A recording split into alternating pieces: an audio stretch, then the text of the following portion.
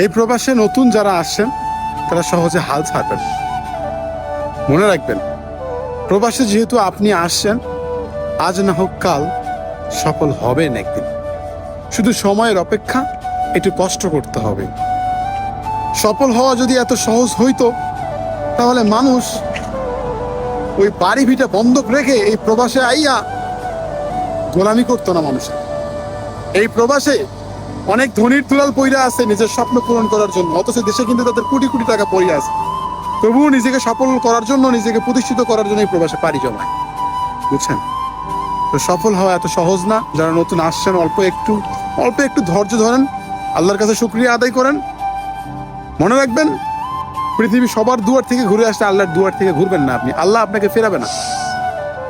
আপনি, আমি, আমরা মধ্যবিত্ত যারা, তারা কিন্তু সবসময় ঋণ করেই প্রবাসে আসি। আমরা অনেক কষ্ট করি, অনেক পরিশ্রম করি, এরপরেও কিন্তু আমরা সফলতা পাই না। আর একটা জিনিস মনে রাখবেন, আল্লাহ তাআলা যে জিনিসটা দেয়, অতি সহজে জিনিসটা দেয়, ওই জিনিসটা কিন্তু